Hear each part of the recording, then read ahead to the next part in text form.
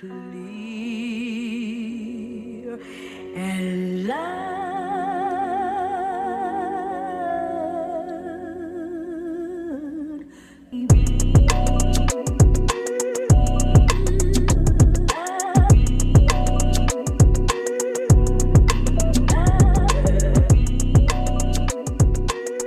Bonjour à toutes et à tous et bienvenue dans un nouvel épisode du Wombat Café.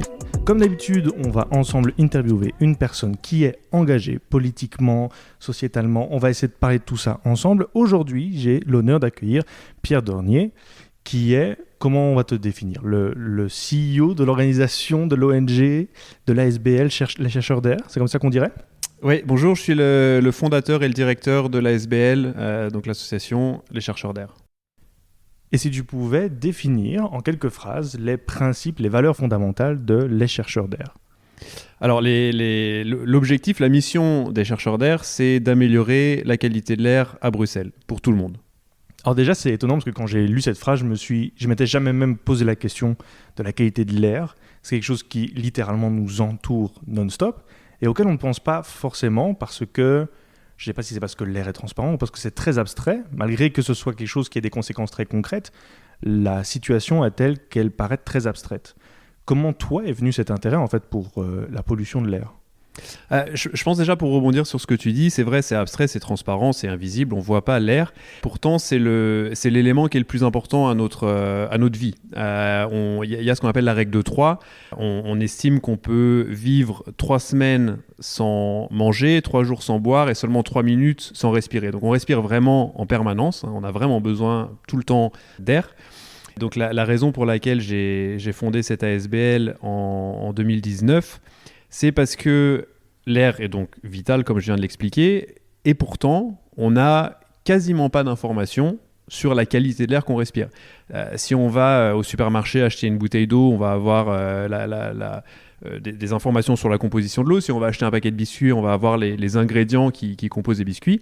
L'air, on n'a pas d'informations, et quand on essaye de trouver l'information, ça reste très difficile. Et c'est la raison pour laquelle je me suis dit, il faut qu'on crée un groupe, un mouvement pour informer les citoyennes et les citoyens de la qualité de l'air qu'ils et elles respirent. Et toi, personnellement, dans ton parcours, comment est venu cet intérêt ? Alors, l'élément déclencheur, ça a été ce qu'on appelle le Dieselgate, le scandale du Dieselgate. Donc, pour rappel, en fin 2015, si je me souviens bien, c'était en septembre 2015, on se rend compte que certaines marques de voitures, et puis ensuite on se rend compte que toutes les marques de voitures, émettent beaucoup plus de polluants que ce qui est annoncé sur la brochure. Et donc, que l'air qu'on respire est beaucoup plus pollué que ce qu'on pensait. À partir de ce moment-là, à nouveau, je me suis dit, mais ok, qu'est-ce que moi-même je respire ? J'ai cherché un petit peu sur Internet et j'ai trouvé très peu d'informations. Et donc, à ce moment-là, je me suis dit, bon, il faut qu'on fasse quelque chose à ce niveau-là, quoi. Donc, le but principal à la base, c'était vraiment d'informer la population sur les dangers de la pollution de l'air. Alors d'abord, c'était beaucoup plus modeste que ça. C'était simplement, entre guillemets, informer sur la qualité de l'air qu'on respire. Et puis ensuite, on s'est rendu compte qu'il n'y avait pas non plus beaucoup d'informations sur ce que tu viens de dire, les dangers liés à la mauvaise qualité de l'air qu'on respire. Et puis ensuite, on s'est rendu compte qu'il n'y avait pas non plus énormément d'informations sur les causes de la pollution de l'air, sur les composants, sur ne serait-ce que qu'est-ce que la pollution de l'air aussi, vraiment la base. Et donc, on a petit à petit développé notre message et en lien avec ça, développer notre plaidoyer pour améliorer, pour mieux comprendre ce qu'est la pollution de l'air et pour améliorer la qualité de l'air à Bruxelles. J'ai l'impression, d'un point de vue extérieur, que expliquer la pollution de l'air, ça paraît très compliqué. Ça ressemble un peu à expliquer, à l'époque, comment les activités humaines étaient directement reliées au changement climatique. Ça paraît très abstrait et en même temps, comme tu le dis toi-même, il y a très peu d'études qui vraiment ont pu appuyer votre propos. Comment alors on arrive à créer sa propre revue de la littérature ? Alors maintenant, il commence quand même à y avoir beaucoup d'études sur le sujet. Je pense que à nouveau, ce scandale du Dieselgate a été vraiment une étincelle, a déclenché des réactions, mais donc aussi beaucoup de recherches. Je pense que en tout cas, ce qu'on fait, nous, c'est qu'on accorde du temps à ce sujet-là. Je crois que c'est quelque chose qui avait pas assez avant, on n'accordait pas assez d'importance et donc de temps à cette thématique. On le fait et donc entre autres, on crée des messages qui sont pas simplistes, mais simples à comprendre. Entre autres, pour les enfants, on va par exemple dans les écoles faire des animations pour expliquer aux enfants qu'est-ce que c'est la pollution de l'air, d'où ça vient, qu'est-ce qu'on peut faire pour la combattre. Et je crois que finalement, c'est pas si compliqué que ça. Si on enlève un petit peu les acronymes et le jargon qui peuvent assez facilement être supprimés, c'est pas si compliqué que ça. Sur le site internet, quand on regarde un peu, il est marqué que vous vous êtes lancé dans la science citoyenne. Je voulais savoir qu'est-ce que c'était cette science citoyenne. Ouais. Alors la science citoyenne, on appelle ça aussi la science collaborative, c'est quand on propose à des citoyennes et à des citoyens, donc monsieur et madame lambda, de participer à une étude scientifique. Et pour arriver à faire ça, on prémâche un petit peu le travail en proposant un protocole scientifique aux personnes qui sont intéressées. Donc en l'occurrence, pour la qualité de l'air, on va leur dire... on va leur donner déjà les moyens de mesurer la qualité de l'air, on va leur donner des petits appareils, on va leur expliquer comment les installer, quand les installer, où les installer, et puis ensuite ça va être ces personnes qui vont se charger de mettre en place les appareils et donc de faire, d'un point de vue très pratique, de faire l'expérience. Ensuite on va récolter les résultats et puis les résultats vont être analysés là par contre par des personnes qui sont expertes, par des scientifiques. Mais donc il y a toute une grosse partie entre la production de l'appareil de mesure et puis l'analyse des données qui est faite par des citoyennes et des citoyens. Je ne m'attendais justement pas à cette réponse parce que quand j'avais entendu le mot science citoyenne, j'avais vraiment cette impression que c'était les personnes à peu près lambda qui faisaient même de la recherche pure. Mais en fait, c'est plutôt la partie avant qui est juste une récolte de données. Oui, c'est ça. Donc, ils participent à créer les données. Et ce qui est très important, très, très intéressant pour nous, c'est que ça permet de sensibiliser les personnes qui participent et les personnes qui vont entendre parler de l'étude par le bouche à oreille. Parce que très souvent, quand il y a une étude qui est faite par des scientifiques, on a tous été dans cette situation, ça a l'air intéressant, le titre est un peu accrocheur, mais au bout de la deuxième page, on ne comprend plus rien parce qu'on n'y a pas participé. Et voilà. Donc là, l'intérêt, c'est que les personnes participent à l'étude, à l'analyse. Ici, on parle de la pollution de l'air, mais la science collaborative peut être utilisée dans plein d'autres domaines. Et en participant à cette analyse, à cette étude, comprennent beaucoup mieux les tenants et les aboutissants de la thématique. Après que vous ayez récolté ces données, vous les donnez donc à des académiciens. Qu'est-ce que vous faites après avec ces études-là ? Alors ensuite on publie les résultats et on montre, alors c'était en tout cas l'objectif de notre dernière grande campagne de sciences collaboratives qui a eu lieu de 2020 à 2021. Elle nous a servi à montrer que dans certains lieux bruxellois, il y avait un réel grave problème de pollution de l'air. On a fait par exemple des mesures dans 70 écoles, avec les enfants, les enseignants, avec les communes. Et on a vu que, alors non seulement il n'y a aucune école qui ne respecte la recommandation de l'Organisation mondiale de la santé, elles sont toutes au-dessus de cette recommandation, et il y a certaines écoles qui sont 3 fois au-dessus de la recommandation. Et on n'a pas fait des analyses dans toutes les écoles. Je ne serais pas surpris que dans certaines écoles, ce soit même plus que 3 fois au-dessus. Donc à nouveau, ça permet de sensibiliser les populations, les enfants, les parents, les enseignants, les enseignantes, etc., à la problématique de la pollution de l'air, et ce faisant, d'expliquer qu'il y a des solutions, que ces solutions, elles ne sont pas si compliquées que ça à mettre en place, et qu'il faut rapidement les mettre en place, sinon on a des gros problèmes de santé publique derrière. Je me permets, parce que je pense que c'est mon rôle en tant qu'intervieweur de demander comment est-ce que vous pouvez garantir l'objectivité des académiciens à qui vous donnez les récoltes de données, mais aussi vous donnez quasi, pas une mission, mais il y a quelque chose que vous attendez derrière, qui est donc des résultats probants et des résultats qui vont appuyer votre avis et ce que vous voulez défendre. Comment est-ce que vous pouvez garantir l'objectivité des académiciens qui vont produire des études qui vont appuyer votre propos ? Alors là, en l'occurrence, c'était pas des académiciens, c'est un laboratoire d'analyse auquel on envoie donc ces espèces de petits tubes en plastique qui fonctionnent un petit peu comme des éponges. Ils absorbent l'air pendant un mois et puis les scientifiques ensuite analysent, je simplifie un petit peu, l'éponge qui est à l'intérieur des tubes, le laboratoire n'a strictement aucun intérêt à ce que les résultats soient positifs ou négatifs ou rouges ou verts ou que sais-je. Ils analysent les tubes, ils nous donnent les résultats et voilà, leur contrat est rempli. Donc, je pense et d'ailleurs, on n'a pas été accusé de quoi que ce soit une fois quand on a publié les résultats. Même s'il y a des groupes de personnes ou des partis qui sont opposés de manière générale à nos demandes, sur cette campagne-là en particulier, on n'a pas eu de critique puisque c'était voilà, scientifique, enfin, c'était de l'analyse pure, quoi. Ouais, je pense que ça vaut la peine quand même de rappuyer le côté de transparence et honnêteté. Ouais. Après que vous ayez ces résultats, tu l'as dit donc toi-même, plus de 70 écoles ont dépassé une certaine limite qui n'est pas acceptable. Et puis quand on a ça, quand on a ce résultat-là, quand on a cette conclusion, qu'est-ce qu'on peut faire et qu'est-ce que vous avez fait ? Alors nous, ce qu'on fait, on effectue un travail, ce qu'on appelle de plaidoyer, c'est-à-dire qu'on va voir, ou en anglais on dit lobby, c'est-à-dire qu'on va voir les élus, quel que soit leur bord politique, quelles que soient les relations qu'on a avec, on va voir les élus et on leur dit, voilà, ici on a un problème, il y a des enfants dont la santé est en danger à cause de la mauvaise qualité de l'air. Voici les solutions qui sont disponibles au jour d'aujourd'hui.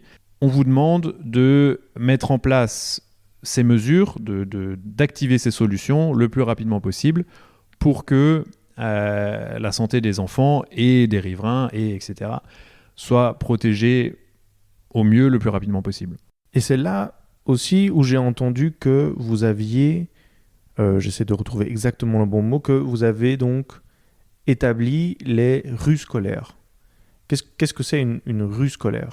Alors, on n'a pas établi les rues scolaires. C'est un terme qui existait avant nous.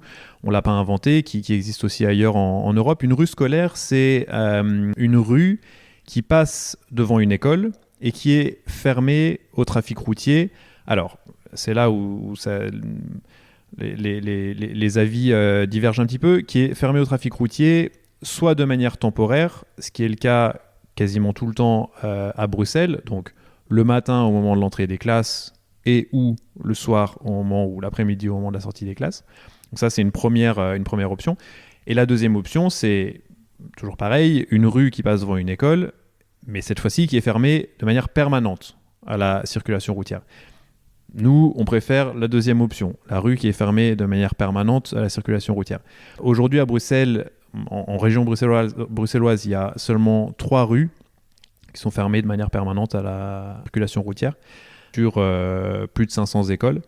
Et donc, on aimerait qu'il y en ait beaucoup plus que ça. Donc, il y a un réel changement lorsque vous enlevez les voitures de la rue scolaire ? Oui, alors ça, c'est vraiment mathématique. C'est-à-dire que quand on regarde, il y a plusieurs polluants. Le polluant qui s'appelle le dioxyde d'azote est émis très principalement par le trafic routier. Donc, quand on enlève des voitures, des camions, des motos, etc., de la rue, pas scientifiquement, mathématiquement, il y a une baisse du dioxyde d'azote. Donc oui, quand on ferme une rue au trafic routier, on a une meilleure qualité de l'air. Et il y a, pour appuyer ce que je viens de dire, il y a des analyses qui ont été faites à Londres et qui montrent que pendant les 30 minutes à peu près de fermeture de la rue scolaire, on a une diminution de plus de 20% des concentrations en dioxyde d'azote. Donc c'est beaucoup. Il y a vraiment une diminution significative.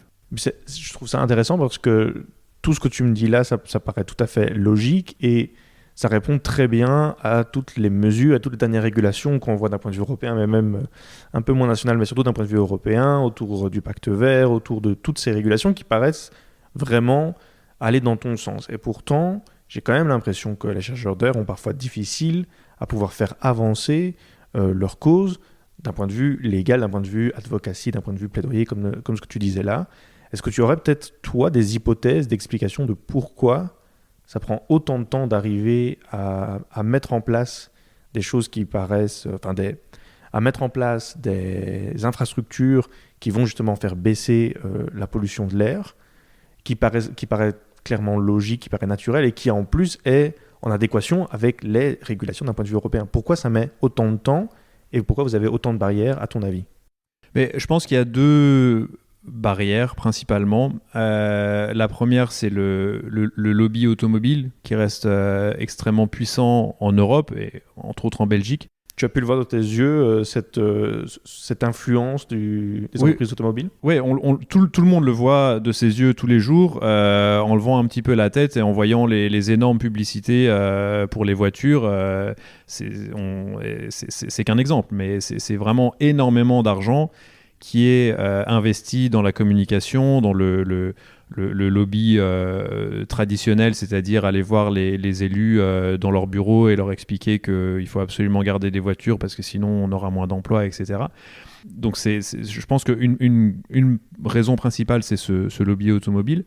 Et la deuxième raison, c'est la difficulté de changer les habitudes de vie et donc entre autres de déplacement des Bruxelloises et des Bruxellois, mais c'est exactement la même chose dans les autres grandes villes. Quand on est habitué à utiliser sa voiture pour aller au travail, pour aller emmener les enfants au stage de sport à l'autre bout de la ville, et voilà, que sais-je, et que un petit peu du jour au lendemain, on dit non, maintenant c'est plus possible. Voilà, on n'a pas envie de changer ses habitudes, ce que je peux comprendre. Mais c'est vraiment ça qu'il faut. C'est vraiment sur ce point-là qu'il faut changer, faire évoluer les comportements pour utiliser beaucoup plus les transports en commun, le vélo, la marche. La marche permet très souvent, en fait, de se déplacer sur les distances sur lesquelles on a besoin de se déplacer. Et tout ce que tu me dis là, j'ai l'impression que ça paraît assez naturel comme changement. Le vélo existe, il y a plein d'autres alternatives qui existent. Est-ce que toi, tu considères les principes les chercheurs d'air comme quelque chose de radical? Non, pas du tout. Je pense pas du tout qu'on soit radical.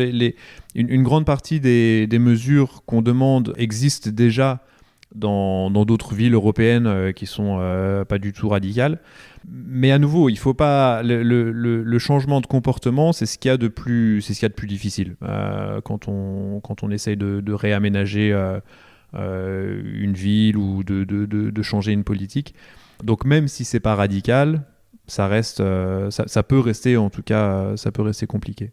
Et donc c'est pour ça que il faut de l'ambition politique. Et je pense que malheureusement, à certains échelons, à Bruxelles, il y en a. Mais assez souvent, je pense qu'on en manque quand même encore beaucoup. Et donc ça prend du temps. C'est intéressant, là tu parles d'ambition politique. Bruxelles n'est pas la seule ville avec un taux de pollution de l'air très important. Je pense qu'on est dans le top, clairement en Europe. Est-ce que tu as des contacts avec d'autres organisations qui font à peu près les mêmes missions que vous, les mêmes principes que vous dans d'autres pays européens? Est-ce que vous comptez collaborer? Parce qu'en vrai, la pollution de l'air, c'est quelque chose de global. C'est un problème qui touche tout le monde, au-delà des frontières juste bruxelloises. Est-ce que vous avez des contacts avec d'autres et est-ce que vous collaborez avec? Ouais, alors juste par rapport à ce que tu disais, le niveau de pollution à Bruxelles, c'est la 8e ville européenne la plus polluée au dioxyde d'azote. Donc ce polluant dont je parlais tout à l'heure, qui est principalement émis par les voitures. Donc en effet, on est très mal placé. Oui, on collabore de manière régulière avec d'autres associations similaires à la nôtre en Europe, en France, en Italie, en Allemagne, et on essaye d'échanger des idées, des bonnes pratiques, qu'est-ce qui fonctionne, qu'est-ce qui fonctionne pas, qu'est-ce que une ville en particulier aurait mis en place qu'on pourrait et on pourrait demander la même chose par exemple à Bruxelles. Pour l'exemple des rues scolaires, par exemple, on s'inspire beaucoup de Paris, qui a mis déjà en place beaucoup plus de rues scolaires qu'à Bruxelles, et des rues scolaires, pour certaines, qui sont vraiment très ambitieuses, c'est-à-dire qui sont piétonnes, donc complètement fermées à la circulation en permanence, et qui en plus sont végétalisées, c'est-à-dire qu'on va débitumer une partie de la rue et y planter des arbres ou des plantes. Ça, à Bruxelles, on en est encore très très loin. On a donc un effort qui est fait, en tout cas c'est ce que tu dis par exemple à Paris, on a un effort de vouloir essayer d'un peu rendre plus vert la ville, essayer de rendre plus respirable l'air. Mais c'est vrai que jusqu'à présent, on n'a toujours pas dit quelles étaient les conséquences du dioxyde d'azote sur la santé des citoyens et des citoyennes. Quelles sont ces conséquences en fait? Ouais. Alors il y a deux polluants quand on parle de la pollution de l'air en ville. Il y a le dioxyde d'azote, donc qui est un gaz émis principalement par le trafic routier. Et puis il y a ce qu'on appelle les particules fines. Les particules fines, c'est un petit peu comme de la poussière, mais vraiment très très fine, qui est émise en partie par le trafic routier, mais également par d'autres secteurs comme l'industrie et l'agriculture. Ces deux polluants sont dangereux pour la santé parce qu'ils occasionnent des problèmes de santé qui vont, alors pour les moins graves, ça va être des gènes respiratoires, une toux, un rhume. Et pour les plus graves, ça va être de l'asthme, des cancers, des maladies cardiovasculaires. Donc ça peut, la pollution de l'air peut tuer. Je pense que c'est vraiment important de le rappeler. On meurt des cancers, on meurt des problèmes cardiovasculaires, on peut mourir d'une crise d'asthme. Donc c'est vraiment important de lutter contre ce fléau. Je pense qu'on peut le dire, c'est un fléau. Aujourd'hui, à Bruxelles, on estime qu'il y a un petit peu plus de 900 personnes chaque année qui meurent à cause de la pollution de l'air. Est-ce que tu as ressenti des très grosses différences de taux de pollution de l'air entre les différentes communes bruxelloises?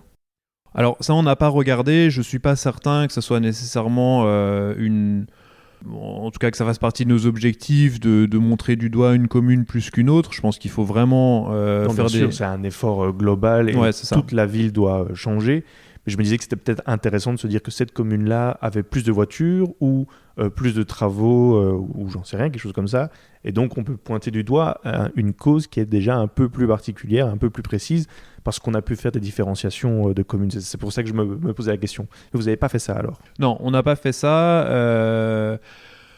De manière générale, à nouveau, si on prend le polluant dioxyde d'azote, on sait qu'il est fort lié au trafic routier. Donc une commune qui a pas trop d'infrastructures routières, a priori, elle sera plutôt épargnée. Une commune où il y a beaucoup de rues, mais surtout de grosses routes avec beaucoup de trafic, ou de grosses rues, des boulevards, a priori, elle sera plus touchée par la pollution de l'air. Je trouverais ça intéressant de comprendre, parce que là, on a bien compris que les chercheurs d'air a commencé avec le Dieselgate, et la plupart, ce que tu disais, en tout cas, la plupart des études et des efforts sur pointer du doigt la pollution de l'air viennent de ce Dieselgate, donc en 2015. Est-ce que toi, personnellement, toi qui es dans ce combat depuis plus de 8 ans, est-ce que tu as pu remarquer des changements et une évolution entre des progrès ou au contraire plutôt quelque chose de descendant entre 2015 et maintenant?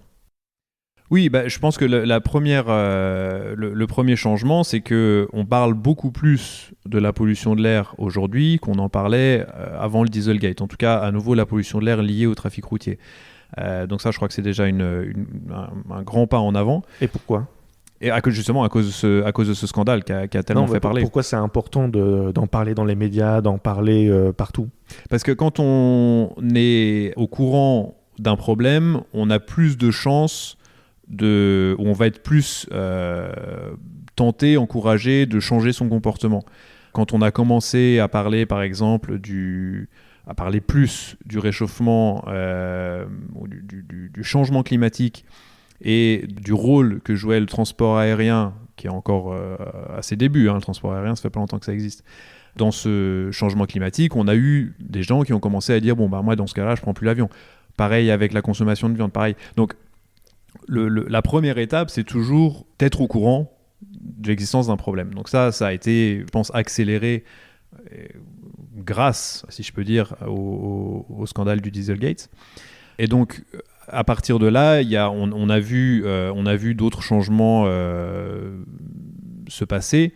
De manière générale, quand même, une diminution de la place ou de la prépondérance de la voiture en ville et une accélération, alors qui est encore faible et qu'il faut augmenter beaucoup plus, mais quand même une accélération de la mobilité partagée, donc les transports en commun par exemple, et de la mobilité qu'on appelle active, donc la marche à pied et le vélo.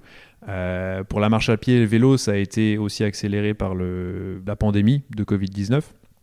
parce que pour respecter les distanciations sociales, il fallait plus de place et donc on a créé des pistes cyclables. Par contre, les transports en commun ont été beaucoup moins utilisés parce que y avait trop de monde dedans et on avait peur que le virus se propage comme ça, quoi. Et est-ce que toi, personnellement, avec l'organisation que tu représentes, est-ce que tu as remarqué des changements, par exemple, d'accueil de messages ou d'accueil de mails entre 2015 et maintenant ? C'est peut-être un petit peu encore court pour pouvoir juger, mais ce qui est sûr, c'est que on est écouté, on nous demande notre avis assez régulièrement sur ces questions-là, et nos demandes sont de manière générale plutôt bien reçues. Après, voilà, on va nous dire ça c'est pas possible pour telle raison, ou alors il faut plus de temps, mais oui, je pense que c'est quand même de manière générale reçu de manière constructive, on va dire. Voilà. Tu dis toi-même qu'on en parle de plus en plus de la pollution de l'air. Est-ce que alors les citoyens et citoyennes, comment est-ce qu'elles réagissent quand vous allez voir les enfants, comment ils réagissent lors de vos animations, lorsque vous parlez de ce problème ? Alors ça dépend malheureusement beaucoup des écoles dans lesquelles on va, et c'est là qu'on voit que tout le monde n'est pas logé à la même enseigne et toutes les populations, tous les quartiers n'ont pas accès aux mêmes informations. Dans les écoles qui sont situées dans des quartiers plutôt favorisés, les enfants connaissent déjà beaucoup de choses sur la pollution de l'air, et c'est des thématiques qui les intéressent. Quand on leur demande quelles sont les solutions, assez rapidement, ils disent il faudrait un petit peu moins de voitures, un petit peu plus de vélos. Par contre, dans les écoles qui sont situées dans des quartiers plus défavorisés, on n'a pas les mêmes retours. C'est-à-dire que c'est pas du tout que les enfants s'en fichent de la pollution ou sont contre la mobilité active, par exemple. C'est simplement qu'ils ne sont pas au courant de ces questions-là, et donc c'est d'autant plus important de faire ces animations avec elles et avec eux pour les informer de ces problématiques. À quoi ressemble une animation dans une école de Les Chercheurs d'Air ? Alors, en général, ça dure 1 heure. On prend notre temps pour expliquer aux enfants, d'abord, qu'est-ce que c'est la pollution de l'air, qu'est-ce que c'est la pollution de manière générale, qu'est-ce que c'est la pollution de l'air de manière un petit peu plus spécifique, d'où ça vient, quels sont les problèmes pour la santé, particulièrement la santé des enfants, parce que les enfants, étant donné que leur corps est encore en train de se construire, sont particulièrement vulnérables à la pollution de l'air. Et puis, enfin, quelles sont les solutions pour essayer au maximum de limiter la pollution, alors que ce soit des mesures prises par les élus, donc un changement de plan de circulation, de couper une rue au trafic routier, voilà, ce genre de choses un peu plus compliquées, mais aussi le changement de comportement des citoyennes et des citoyens, donc entre autres des enfants, pour essayer de limiter l'impact sur la qualité de l'air. Cette thématique de la pollution de l'air, elle a quand même un lien très fort, je trouve, avec l'écologie, avec le changement climatique, avec la crise climatique. J'ai pu étudier ça de manière un peu plus précise durant mon mémoire, durant mes études, et il y a plusieurs manières de pouvoir aborder ce problème-là. Et l'un des problèmes que je trouvais assez intéressant, c'est plutôt un point de vue assez apocalyptique, quelque chose où on décrit en fait un peu la fin du monde qui est précoce. Comment est-ce que vous abordez votre discours lorsque vous êtes dans les écoles ou lorsque vous parlez à des décideurs et décideuses politiques? Est-ce que vous prenez plutôt un ton urgent et apocalyptique, ou est-ce que vous allez plutôt avoir quelque chose qui ressemble à du solutionnisme, pas dans le sens insultant, mais dans le sens vraiment de pragmatisme? Comment est-ce que vous abordez ce discours lorsque vous vous retrouvez face à des personnes qui ne sont pas sensibles, à première vue, à la pollution de l'air? Alors, sur la question de la temporalité, il y a une urgence, hein, c'est évident, parce qu'à nouveau, il y a des personnes qui meurent de la pollution de l'air. Donc ça, c'est quelque chose qu'on mentionne. Après, on essaye au maximum, et je pense qu'on l'est, d'être constructif, c'est-à-dire de proposer des solutions qui, encore une fois, existent et qui sont à portée de main. Les rues scolaires, c'est pas si compliqué que ça à mettre en place, en tout cas devant certaines écoles. Créer plus de pistes cyclables, voilà, il y a un certain nombre de mesures qui permettent d'améliorer la qualité de l'air rapidement. Et donc on met ça en avant fortement. Ouais. Comment est-ce que toi, tu as créé les chercheurs d'air et est-ce que tu as rencontré des obstacles durant cette création? Non, c'était assez basique, la création d'une ASBL. Étant donné que c'est un sujet qui est quand même qui intéresse quand même un grand nombre de personnes, c'est pas trop difficile d'avoir des financements pour faire les activités qu'on fait. À nouveau, il n'y a pas de grosses oppositions. Il y a certains groupes qui sont en face de nous pour des raisons X ou Y. Mais il n'y a pas de gros blocages, de gros problèmes. Je pense que la principale difficulté qu'on a eue, donc j'ai fondé l'ASBL en 2019, la principale difficulté c'était le confinement, mais comme pour tout le monde, quoi, c'était pas propre à notre ASBL. Qu'est-ce qu'il y avait avant l'ASBL? Tu disais toi-même que ton intérêt s'est développé en 2015. Entre 2015 et 2019, qu'est-ce qui s'est passé? Donc l'ASBL n'existait pas, mais moi je travaillais pour une autre organisation environnementale aussi sur la qualité de l'air. Et voilà, mais là c'était au niveau européen. Ok, et donc là après tu t'es dit que tu voulais te lancer, enfin oui, c'est ça, en indépendant, pour après lancer ta propre ASBL alors. Moi ce que je voulais c'était surtout améliorer la qualité de l'air dans la ville dans laquelle je vis, quoi. Tu cherchais quelque chose de concret? C'est ça, ouais. Pourquoi? Avant ça paraissait plus abstrait? Je pense que j'avais besoin d'un temps d'analyse et de compréhension, parce qu'à nouveau, je connaissais quasiment rien à la pollution de l'air, je trouvais pas beaucoup d'informations. Donc je pense que les années précédentes correspondent à des années d'apprentissage, en fait, un petit peu, même si je continue évidemment à apprendre beaucoup maintenant. Et une fois que je me suis senti assez, moi et d'autres, j'ai pas fait tout ça tout seul, assez solide, je sais pas comment dire, pour monter mon ASBL, alors c'est ce que j'ai fait. Tu as cherché une sorte de légitimité dans ces informations, dans cette recherche de réponse à des questions? Oui, légitimité, puis à nouveau vraiment juste pour moi de comprendre en fait ce dont je parlais, de cerner les problèmes, de trouver les solutions potentielles, et pour avoir une position qui puisse être solide à nouveau.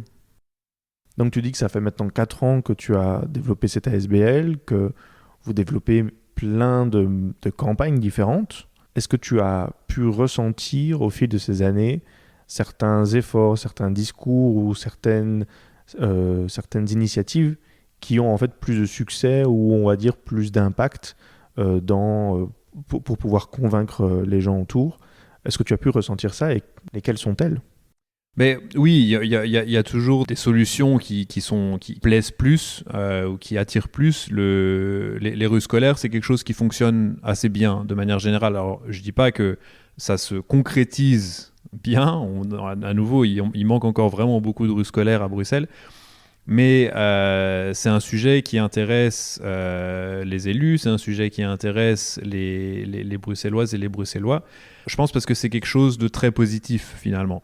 Déjà, les enfants sont au centre de cette mesure, la protection de leur santé. Et je parle de la santé, mais une rue scolaire, ça permet également de pacifier une rue. Donc il va y avoir aussi moins de stress, moins d'accidents de la route potentiellement, moins de bruit. C'est pas seulement la pollution de l'air. Et une rue qui est apaisée, c'est une rue qui est apaisée pour tout le monde, pas seulement pour les enfants. Donc ça va être aussi plus agréable pour les riverains et les riveraines, pour les gens qui passent par cette rue. Donc voilà, c'est très très positif.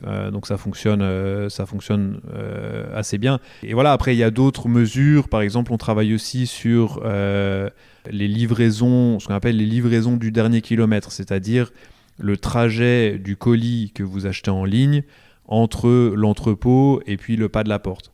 Ça, c'est un petit peu plus compliqué parce que même si on est bien conscient que il y a un problème de qualité de l'air, on n'a pas nécessairement envie de moins acheter en ligne. On sait très bien que les ventes en ligne augmentent et continuent à augmenter. Donc c'est un petit peu plus difficile de convaincre les gens sur ce genre de... Ça ne veut pas dire qu'ils et elles veulent pas changer, c'est juste que voilà, c'est un peu plus compliqué. Ici, dans le Wombat Café, on essaie donc de comprendre quel est l'engagement, quel est le message politique derrière, et puis la personne aussi qui porte ce message et cette idéologie et cette idée. Toi, cet engagement que tu portes maintenant depuis plusieurs années, est-ce que tu as ressenti des changements et qu'est-ce que ça t'a apporté cet engagement?